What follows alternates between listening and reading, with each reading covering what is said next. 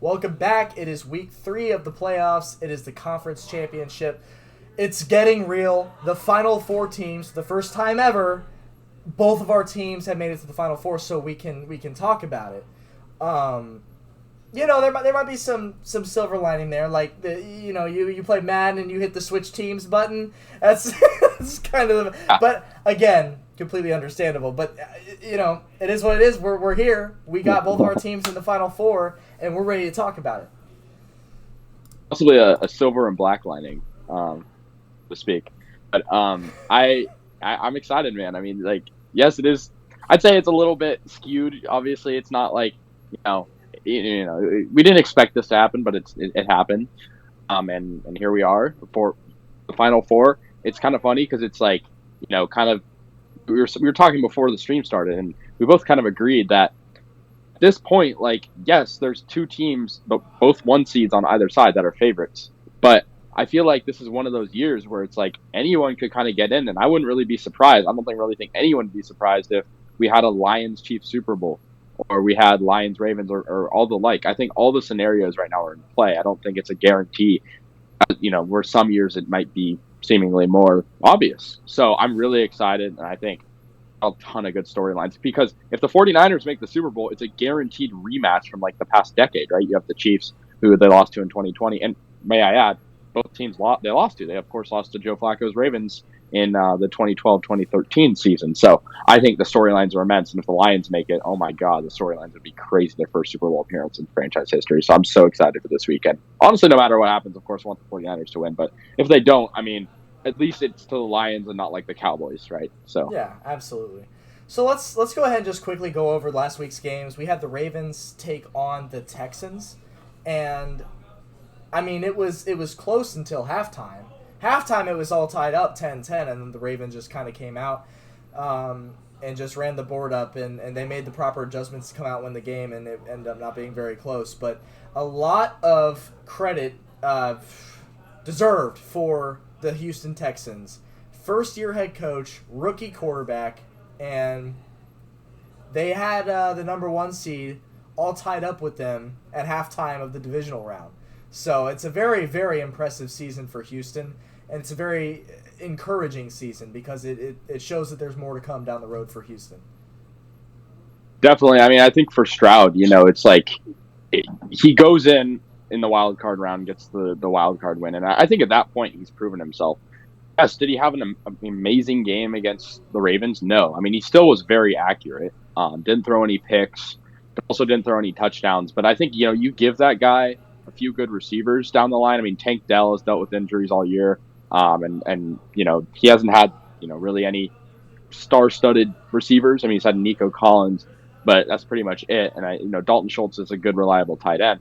But I think you give Stroud some receivers. I mean, I think Texans, honestly, they could be a Super Bowl contender in the next few years if they sign somebody big. I think for sure. As for the Ravens, I mean, I kind of expected this. I thought, could be upset. I think we talked about this last week. But I think for the Ravens, it's their defense was just so good in this game. I mean, allowing no points in the second half, letting their offense do what they do best. And I think the Ravens, their defense is so good. I just think it's going to be, the bane. If they can get to the Super Bowl, it's going to be the bane of their Super Bowl run. It's the linebacker position, Roquan Smith, Patrick Queen. They have Marlon Humphrey. I mean, this team is so stacked on defense, and I think that is what was the X factor, and I think that's going to be huge against the Chiefs, a team that obviously Patrick Mahomes, generational quarterback, but of course doesn't have that many receivers. But we'll talk about that prediction in a little bit. For sure. So then we move on to the Lions and Bucks. This game actually came down to the end. It was very close. The Bucks showed out. They had pride. They really fought until the end, and it was a team that wasn't expected to do anything in the playoffs because they won a terrible division. But Baker Mayfield proved himself. He's got a payday on the way, probably 2-3 year extension if I had to guess with the Bucks. And the one thing that sticks out to me from this game is the Bucks get the stop. Well, they don't get the stop, but what happens is Jared Goff on the last drive, he kneels too early to the point where the Bucks can use a timeout and get the ball back. Yeah. The Bucks did not do that. They let the clock run out. Todd Bowles was asked about it, and he just said, "Well, we weren't going to win, so it didn't matter." I'm like, bro, this is a playoff game. You have to take every possible second you can because you will. It's football. You never know what's going to happen, and so for him to just concede the game when he has a chance to get the ball back, that's crazy to me.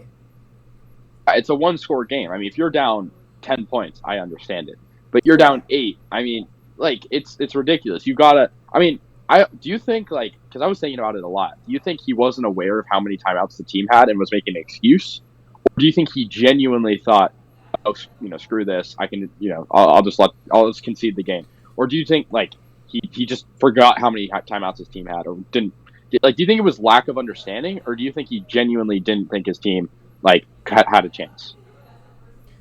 Well, the goal for every head coach is to be a long-term head coach for a contract. They Yeah, want that payday. They want that that NFL money. So for any NFL head coach to purposefully concede the game, especially in the playoffs, that's stupid. No coach would intentionally do that. So I do think yeah, it was just a lack of awareness. I think he just didn't yeah, realize that, hey, if I used a timeout, I can get the ball back with a few ticks left. Or maybe it was just, hey, I don't have any timeouts, and he just didn't know. So it's just dumb. You're an NFL head coach. You've made it this far up the ladder, and you're conceding a playoff game. That's crazy. yeah, for sure. I mean, I think Bucks honestly like similar to the Texans, not obviously much different situation. Veteran quarterback. Um, I think great story this year, especially if they didn't win a Yeah. playoff game, I would have been like, well, how good is this team really?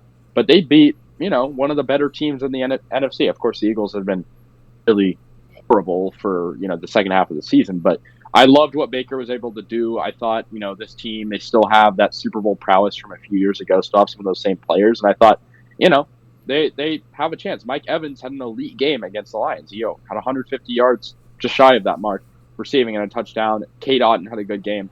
Rashad White as well. I mean, that team, if they can keep Baker, if he can replicate his success, which I don't know if he'll do because he's been inconsistent his whole career on every team he's been on. If he can replicate what he's doing next year, I mean, this Bucks team will be sitting pretty. As for the Lions, I mean, Jared Goff, I think he'll be the X factor next week, and we'll talk about that too. Or rather, this weekend. But I think for him, he made a lot of good throws under pressure. I think their O line this coming week might be losing a few pieces. I think they have some injuries, but I really liked what the Lions were able to do, especially with Amon-Ra St. Brown, USC Trojan, go fight on. But he had a great game, and I thought if they can utilize, especially Sam Laporta over the middle, and Jahmyr Gibbs too. I mean, that team on offense is very good, and Aiden Hutchinson had a great game. So can't count them out yet, especially just the momentum they're on. But they're going on the road, so we'll see. So moving on, man, we got your San Francisco 49ers going up against a Packers team that proved themselves the previous week by blowing out Dallas. Were you scared coming into this game? And were you surprised that the game ended up being as close as it was? So for the first question, I was a little scared just because Brock Purdy hadn't played in a few weeks. He's a young guy, but he was coming off of a bye week and then coming off of week 18 where he sat out. So I thought, he's a guy. Brock Purdy is a great quarterback, but he's also really unpredictable. You don't know, what version of Brock Purdy you're going to get. Are you going to get Christmas Brock Purdy where he throws 4 interceptions, or are you going to get elite Brock Purdy that throws for 4 touchdowns? We don't know, and so that ambiguity of it was really scary for me, and I was scared considering a beating that the Packers gave to Dallas. But with that said, I mean, I think the thing that the 49ers have done really good in this past decade or so is maybe even longer than that is if the quarterback isn't playing good, like Jimmy Garoppolo against the Chiefs, maybe even Kaepernick going back against the Ravens. If the quarterback isn't playing good, the defense will be there to back them up. We saw Dre Greenlaw get 2 picks in this game. The game-stealing pick. Jordan Love thought he was Patty Mahomes and couldn't make a good throw. Correct. But I do think that it's not a good game plan. I think you want to have Brock Purdy play good week in and week out. But at least if he's not going to play good, we know that our defense is probably going to be good. Granted, our defense on the secondary is kind of depleted. Talanoa Hufanga is out for the year. Trojans legend also. And Drake Jackson too, also a USC Trojan. He's injured as well. We've lost some pieces. Nick Bosa's not been the same player he's advertised to be. Chase Young isn't either. But I think it was a good win for us, but I think it was a win that we cannot be satisfied with, especially playing another NFC North team that is better than the Packers. So I will see. How about you? What were your observations kind of like as a neutral fan of this one? Well, I mean, I thought that this game would be close. There's been a lot of people have been calling it Brock Purdy hate on the internet. I like to call it Brock Purdy skepticism because I like that. I like that. Yeah. I agree with that. yeah, because there's a handful of quarterbacks you could pick out of a basket that are in a fantastic system with a great team around them, an extremely talented team around them, and you kind of question, well, how much of this team actually relies on the quarterback position? And the 49ers, for me, have been one of those teams. I think Purdy's a very talented person. He's a very, very big upgrade. I wouldn't say like a very big upgrade, but a clear upgrade from Jimmy Garoppolo. I mean, they're winning games better than Garoppolo did in San Francisco. But it's I think it's understandable, the skepticism, because he's a last pick in the draft type of guy. He comes in and, I don't watch San Francisco games from start to finish. I watch highlights. But to me, it kind of seems like what everybody else is saying is that a lot of San Francisco's big plays are coming after the catch, at the line of scrimmage, or a handoff, or behind the line of scrimmage, screen passes. So I will say there were a couple of passes that Purdy made, 10, 15-yard passes that were right on the money. They were fantastic throws. But I just don't see enough of those to say confidently, yes, Brock Purdy is your franchise guy. He's going to be the one to lead you to multiple Super Bowls. I'm not ready to say that. Yeah, I agree. I mean, here's the thing. I'm not a Brock Purdy truther. I've loved what he's been able to do, and just in less than 2 full seasons now on the Niners as the last pick. I mean, I think I do understand like the skepticism as well. I think like, right, there's a ton of plays that are like, okay, you got George Kittle, Ayuk, Christian McCaffrey. Exactly. Debo. I mean, those 4 are some of the best of their position. I think this year, Kittle is arguably the best tight end. Obviously, CMC is the best running back. Ayuk is up there for receiving yards. He might be near the lead, actually. And Debo is Debo Samuel. He can play it running back and receiver. He's a dual threat guy. Obviously, you put any guy on that team, as a quarterback, they're going to thrive. I do agree with you, though. I think that Purdy has made some really good plays that show he's an athletic QB. I mean, there's some games that were single-handedly won because of Purdy's athleticism. He's a good mobile quarterback, too, when he needs to be, not like Lamar. But he had some good our wide receiver 3 is Jawan Jennings. He's not a household name. And he had some huge catches where the ball was threaded, on the needle. And it was all Brock Purdy. I think Brock needs to make more of those plays to prove himself, especially if Niners win the Super Bowl and if he wants to be the Super Bowl MVP. I don't think he'll win a league MVP at this point. I think that's kind of out of the running. But I think if he wants to win a Super Bowl and be the Niners quarterback for the next, 15, 20 years maybe, and he's absolutely going to make some more of those plays and not have silly mistakes. I mean, I think that Ravens game earlier this year really hit him hard, rightfully. And it's kind of shown because, he's gotten better since then. But I think this game against the Packers, he almost threw 2 picks. He didn't throw 2 picks, but he almost did. And that won't show up on the stat sheet or the box score. But I think that's something he needs to address. It's like these stupid plays. It's the low IQ, football IQ that he hasn't fully developed yet. I mean, he's like in his 20s and in his second season. So I think that's something he'll get over time. But I think comparing him to a late round generational player like Tom Brady had that really, was not the most athletic guy, but he had the highest football IQ I've ever seen. And Brock Purdy, I don't think is there yet. I think he'll probably be there someday, but I don't think he has it yet. We'll see. I've seen a lot of comparisons drawn between Purdy and Tom Brady, and more specifically the start of their careers. Obviously, it's premature to go to that, those lengths this early into his career, but it's very possible, I think, that once all is said and done, you could look back on that and draw comparisons and say, you know what, it kind of was similar in a way. You talk about the Ravens game where the Niners just got handed a fat L. And if I'm a Niners fan, and I'm sure this is true for you to an extent, I'm worried that if the Niners go down early, they go down by a few possessions at any point in the game, I'm worried that Purdy's not going to have what it takes to lead a comeback, because we've seen him struggle under pressure like the Ravens game this season. And so do you have full confidence in him being able to lead a comeback if it's necessary? As an outside fan looking in, I don't trust him yet. I don't think he's there yet. Yeah. If the Lions enter Yeah. the fourth quarter with a 2-possession lead, I think that the Lions are very capable of holding. I think it's very realistic to say the Lions would hold off on that lead and win. Yeah, I mean, even predating the Purdy era, and more so the Kyle Shanahan era, 49ers were terrible in the fourth quarter when losing.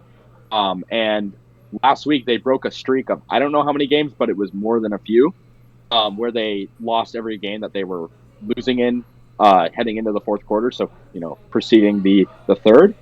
And I think, a lot of that you can blame Kyle Shanahan. I mean, we saw in the Super Bowl a few years ago against the Chiefs. It was kind of Jimmy Garoppolo, not being able to do that. And I think the thing that Purdy has that Garoppolo doesn't is I think he, for one, has the ability to get outside the pocket, also has the ability to find his receivers a little bit more accurately. Granted, maybe not, super accurate balls, but he's leading his receivers well. But to answer your question directly, I agree. I don't know if Purdy can necessarily be that guy in the crunch time because we haven't really seen that from him.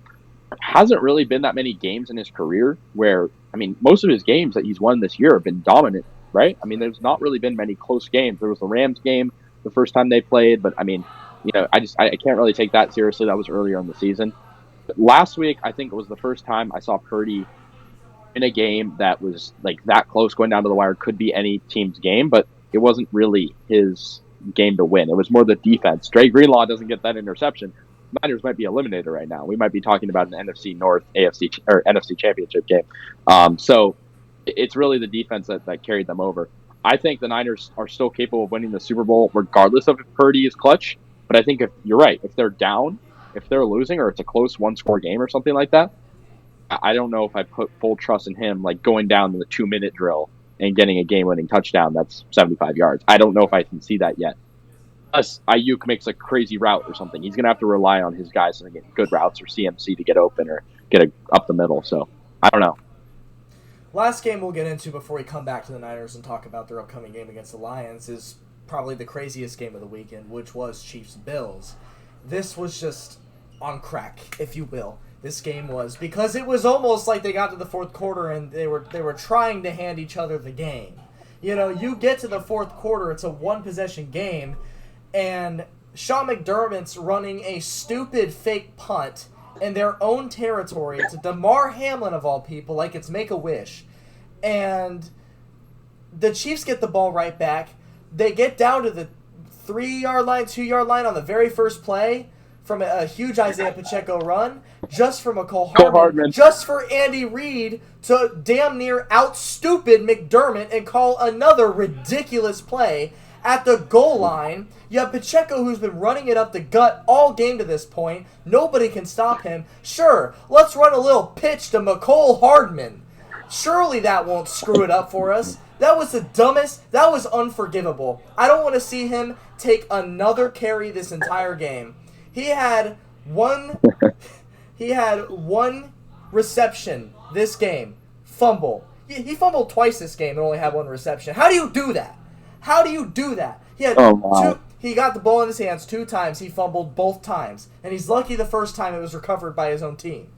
Otherwise, the game would have gotten ugly. He is actually... when that happened, I thought there was no way we were going to win. Because you don't just get to the 2-yard line and then run a stupid play to a stupid player. You talk about football IQ. This guy's the bottom of the totem pole when it comes around the league. He's bottom of the totem pole. There's a reason he got no reps with the Jets this year. And the fact that the Chiefs went back and traded for him to help out the receiver room, no. It made the receiver room even worse, and it showed against the Bills in this last game. He's a dumb player with a dumb IQ. He's fast. That's been the formula of the Chiefs, is let's get these fast receivers.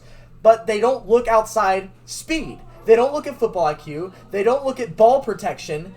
The only trait that McCole Hardman has, which is a positive, is his speed. That's it. But if he's not catching the ball, you can't utilize his speed. So at that point, it's a wasted player, and he's terrible. He's become top 5 worst Chiefs player of all time. I've been complaining about this guy since his rookie year in 2019. He has not gotten better. I've been waiting for him to improve. He hasn't done it. He's terrible. And, I mean, we're talking, you want to talk about top 5 all-time worst Chiefs players. McCole Hardman's up there. At least for what I've seen. I know Lynn Elliott's up there. That was like an early 2000s. You know, you're in the playoffs against the whoever it was. You missed 3 field goals. You lost the game by 1 point, but your kicker Lynn Elliott missed 3 field goals, which would have gotten you to the championship game. I think that was the case. He's top 5 most hated in Kansas City. I would put Orlando Scandrick in there, cornerback from a few years ago, he was no different than if you just put a parking cone in the backfield. Everybody was catching balls on him now. 100% of the time he was terrible. I don't know who else I put up there, but McCole Harmon, he's definitely earned his spot in the top 5. He's terrible. Why we give him passes is beyond me. Why we give him touches is beyond me. He's terrible. He needs to ride the bench along with Kadarius Toney next week. But this was a game of just who gets the ball the last minute. Except that's what we thought. Because it comes down to everybody wants to talk about how, the Chiefs are having a bad year. The Bills don't fear the Chiefs anymore. Oh, yeah. They don't fear them. But they're going to be conservative on the last drive, get stopped, and then try to settle for a field goal in grueling wind. Yeah, I'm not surprised he missed it. It's not a chip shot. In a dome, yeah, that's a chip shot.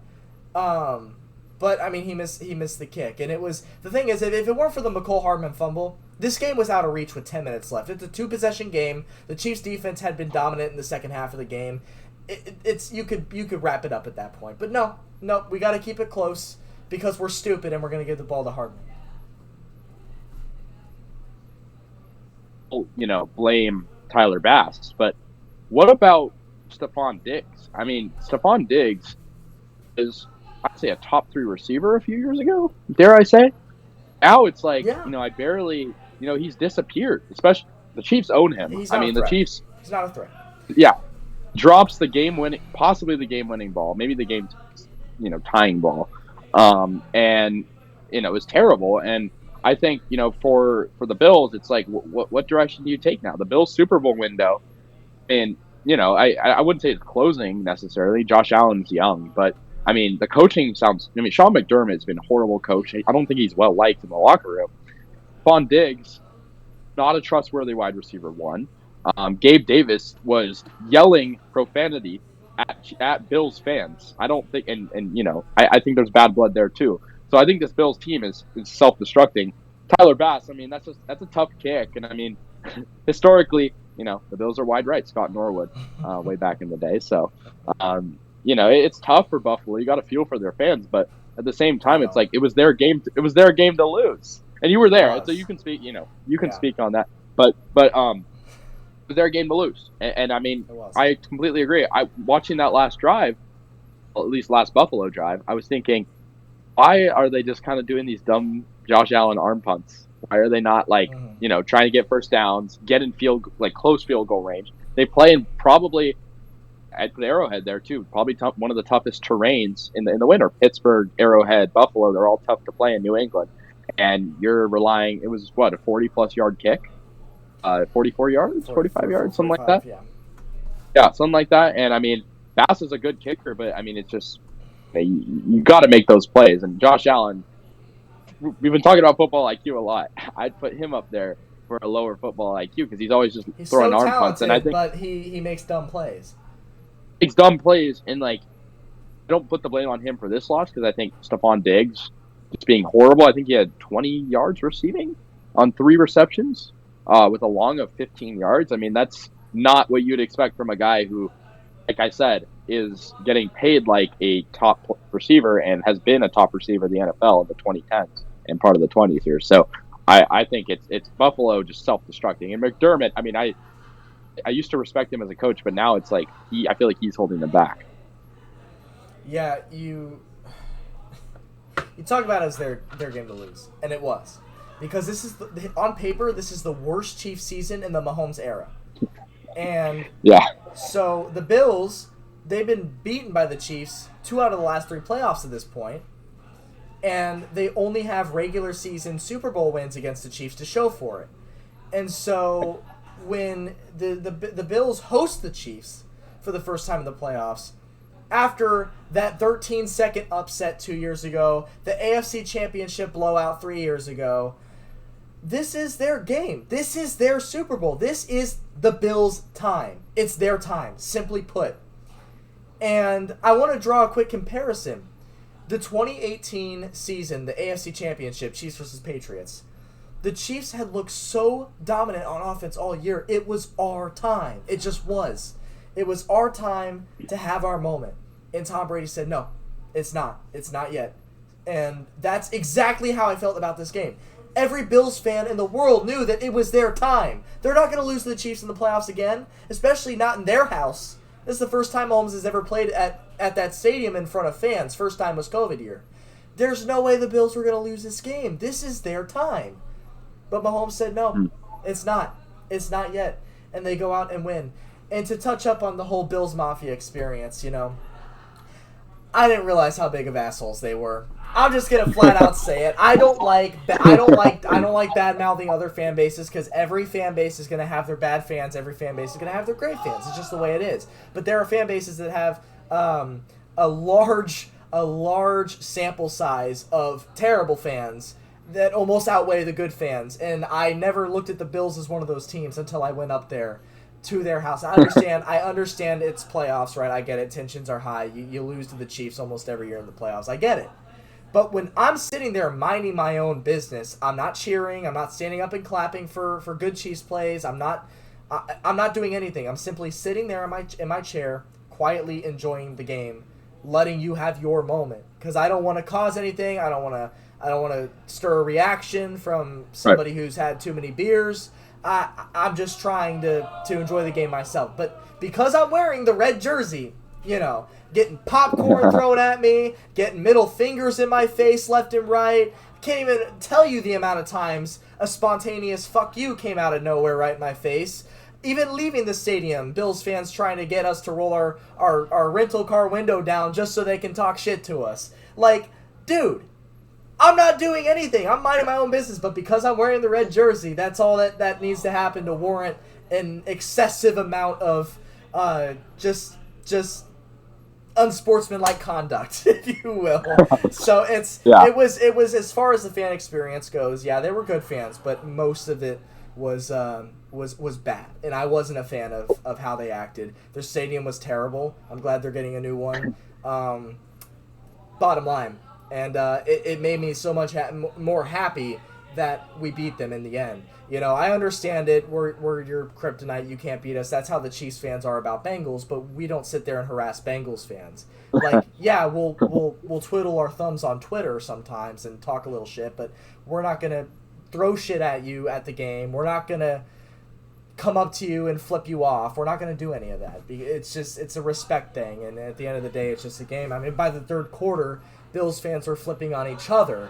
And right behind me, a guy got thrown out for shoving another Bills fan. So, I mean, it's that's just who they are. Or at least I don't know if that's just the playoff atmosphere that made them like that, but it wasn't fun. I mean, they were about a tier below Philadelphia in my opinion. So that's all I got for that game. It made me so happy the Chiefs won though. It's miracle. It's a miracle that after you screwed up that McCole Hardman play, that would have put you up by 10 points with 10 minutes to go in the game. They didn't deserve to win that. So I'm just so happy we won. And as far as all the AFC Championship games, we can move on to this. We'll go ahead and get the Chiefs game out of the way first so we can come back to the Niners at the end. But Chiefs-Ravens. It's Chiefs-Ravens. As far as all the AFC championship games has gone in the Mahomes era, it's 6 straight for Mahomes. 6 straight AFC Championship games. First one that he hasn't hosted at Arrowhead. This is unprecedented. Yeah, Tom Brady and the Patriots made 8 straight AFC Championships. That was late in his career, though. That wasn't to begin his season. Every single year Mahomes has started, his floor is the AFC Championship. It's insane, and it's unprecedented. And Chiefs fans like myself just... It gets to a point where it's almost like, did we die and this is our dream? Like, this is not... There's no way this is reality. You don't just make 6 straight AFC Championship games. It's insane. It's absolutely insane. And I don't take a minute of it for granted. And as far as all the games have gone, this is going to be the toughest one for the Chiefs. For sure. The keys to beating the Ravens is simply contain Lamar Jackson, force him to throw. That is it. That is the bottom line. You don't let Lamar scramble for big chunk yard pickups, you force him to throw the ball, that's a good formula to win the game. But the Ravens are the better team. They are. Straight up. Every other year I would have told you the Chiefs are the better team. This is the first time I'm saying, no, we're not. The Ravens are the better team. And for the Chiefs to win, they're going to have to contain Lamar. How do you feel about it? Yeah, I think it's going to be a battle of the defenses for sure. I mean, these are two of some of the best defenses in the AFC, but let alone, the entire NFL. I think, like you said, it's another road game for Mahomes, which, is in the playoffs is uncharted territory for him. But I think, yeah, I think, of these two teams, I think it's like, I said this at the beginning of the video, but it's like it could really go either way. I think, personally, I mean, you mentioned 6 straight. It's Lamar's first AFC Championship game. Yes, he has at home, but experience-wise, Mahomes has been in this stage. Granted, not on the road. He's been at home every time, but he's been in this stage for basically his whole career. So I think experience-wise, it's like, I think Mahomes could definitely use that to his advantage. And we've seen, this year, the Ravens are a very, very good team, but even at home, some games, they've seemed phased when they play good teams. That being said, I want to pick the Ravens because I feel like they're the better choice, but I might just go out and say I think I have the Chiefs winning this because every time I count them out, they cease to amaze me. And yeah, exactly. They win, and they do some crazy stuff at the end. And yes, a little bit of luck is always on their side, like you said. I mean, you can't predict a missed field goal. Right. And neither can you. You can't predict a lot of things, and we've seen in all of their Super Bowl run. Well, they've had in their 3 Super Bowl appearances in the Mahomes era, they've had a little bit of luck on their side, right? And I feel like they're such a good team, but I feel like they're a team that if they had a motto, it's like if there's a will, there's a way, and I feel like absolutely. they exemplify that. They always exemplify that. So I think it's going to be a battle for the defenses, a battle in the trenches for sure. And I think the Chiefs' defense will have to rise to the occasion against Lamar and put a QB spy on him a lot. But I think if they can just like contain it, the Ravens receivers who they have Zay Flowers, they have some good receivers, but Isaiah Likely. But I don't think the Chiefs the Ravens receiving core is something that's not manageable. I think for the Chiefs, their defense could definitely rise to the occasion, and I think Mahomes is going to have to put on a great game. But I could see them winning this by 3 points, maybe a touchdown. Yeah, absolutely. It's going to be a close game. And the Ravens have blown out some really good teams this year. 49ers being one of them. Dolphins up there, they've blown out good teams. And sure. I'm telling you right now, this game is not going to be a blowout. If the Ravens win, it's going to be by a field goal, at most a touchdown. It's not going to be a game that comes down to like being up 2 scores in the fourth quarter. It's just not going to happen. Because both these teams are way too talented to be blown out by the other. So, the Ravens are such a complete team. They're great on defense, great on offense. Lamar Jackson's one of his first fully healthy years as a quarterback, and it just showed he's a good quarterback. He's shown that he's a top elite quarterback in the league. But you sit there and you force him to throw, he's going to make mistakes because a big part of his game is his run game. So I think it's I think Mahomes and company likes the fact that it's on the road, because this is the first playoff run where they've had to play on the road. Mahomes has. His Bills game this past week was his first ever road playoff game, which is insanity in its own. So this will be a second ever, and just to prove last week that all the outside noise, Mahomes has never had to play a playoff game on the road. I wonder how he would play in a road playoff game. He just went and showed he doesn't care at all. His game's going to be the exact same. I would even say that his game is better on the road than at Arrowhead for some weird reason. It just seems like every time I watch the Chiefs every single year, they just play a little better on the road. I don't know why that is, but it just seems to be the case. I think a lot of Chiefs fans would agree with that. So I think it almost benefits the Chiefs, it being on the road. I mean, you were at the game. You could speak from firsthand experience, but I think Mahomes is a guy that's like unfazed on the road. I don't think it gets to him like other guys. I mean, we've seen so many, even Lamar. I mean, Lamar has been in the league for quite some time now, and he, we've seen in his career he folds sometimes on the road. Granted, he's had a great season this year. I'm not going to discredit, But Mahomes literally played a Super Bowl on the road. Granted, it was a COVID season, so it wasn't completely, fair to say You that it didn't have was the full a fame road game. effect, no, but Yeah, it's but it just sort of is an example of him being able to do crazy things on the road.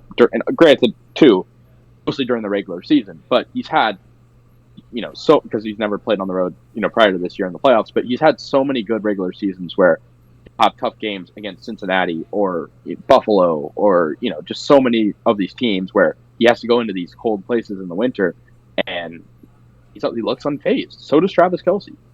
And I mean, we'll see what happens, but I think in an atmosphere like Baltimore, yes, it's a very atmospheric place, a very lively place, but I think it's nothing he hasn't seen before. I think going from Buffalo to Baltimore is like it's going to be an easy transition. Right. I think you're going to one of the coldest places in the country to in some of the most passionate, maybe not in the best ways, Bills fans are some of the most passionate fans, and you're going from that to Baltimore. Yes, very passionate fan base, but not hungry in the same way that Right. Buffalo is. And it's the weather, I think, will be more on his side.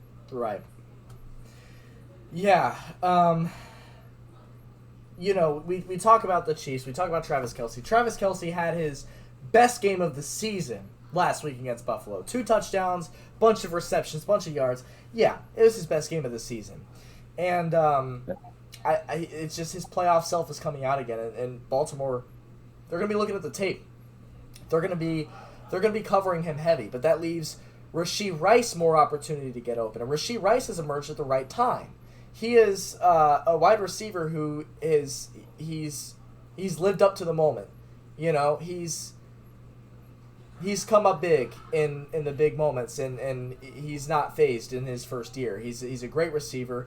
And then even one of the worst players for the Chiefs this year. I'm not talking Kadarius Toney or Cole Harm. I'm talking Marquez Valdez-Scantling, USF Bull, horns up. You know what I'm saying? But he's been terrible this year. Let's be real. He's been terrible. He had 2 huge receptions, over-the-shoulder receptions. That Stephon Diggs had a replica pass that he just flat out missed.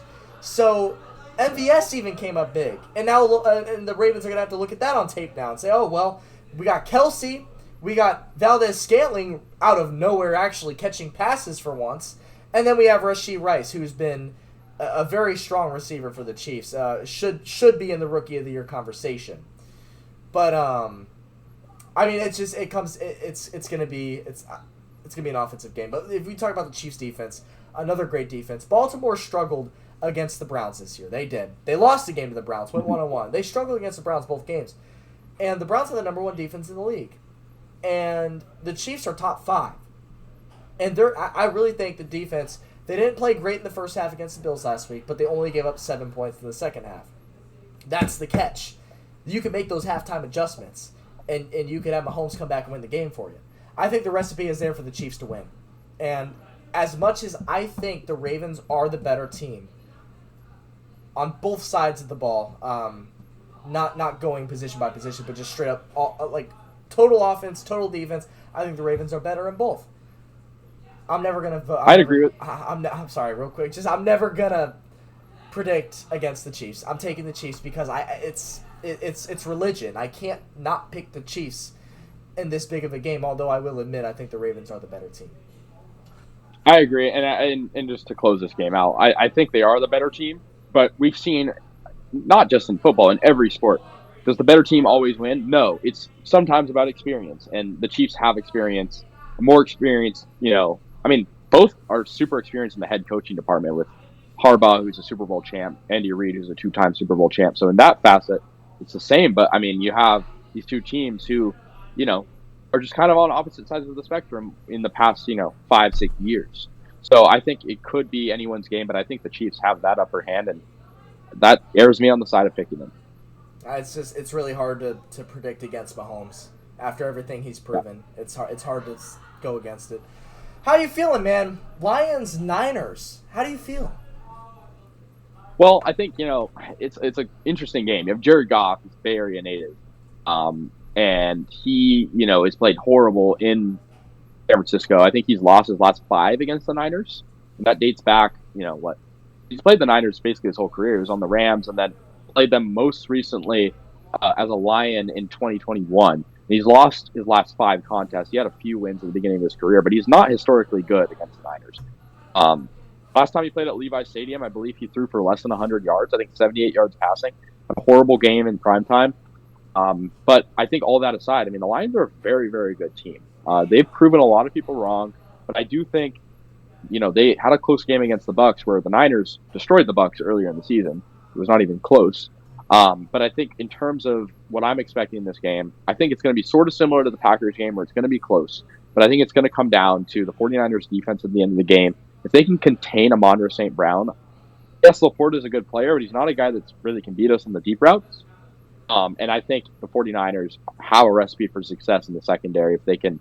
I mean, Jair Brown, if they start him, he's had a great season. I think he's rookie. I think they'll be fine. But I think the issue is Jahmyr Gibbs is really good. I think the 49ers run defense, especially, in the trenches, just like preventing those holes from opening up because we see what Jahmyr Gibbs does when he gets a hole. He goes off.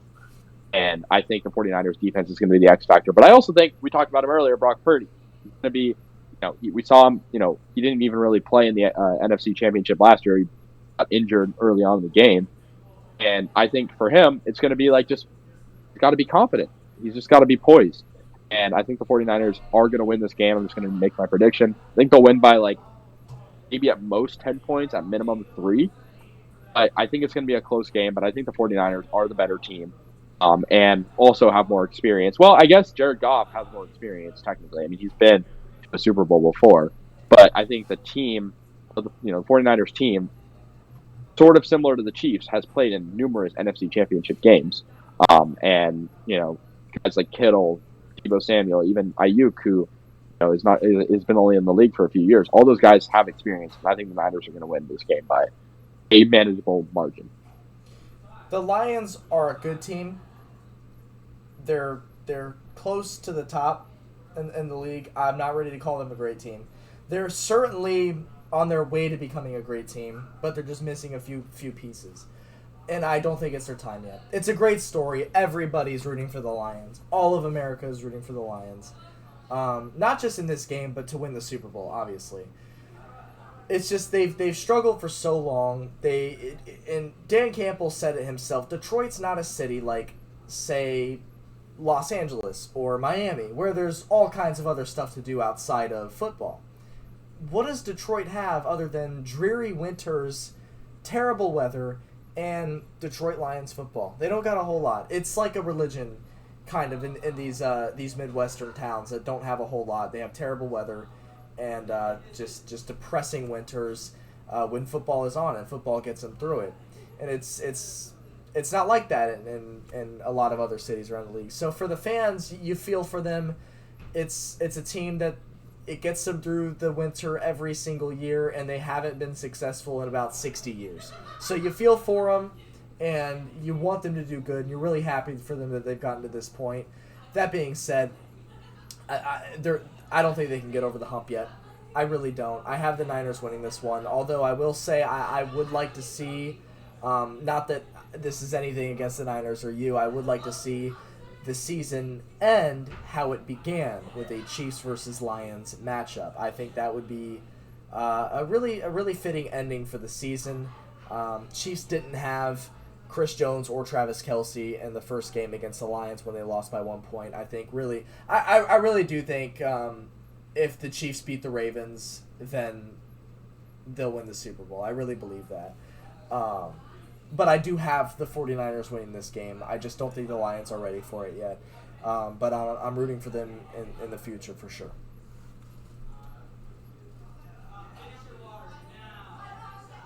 Amon-Ra St. Brown is great.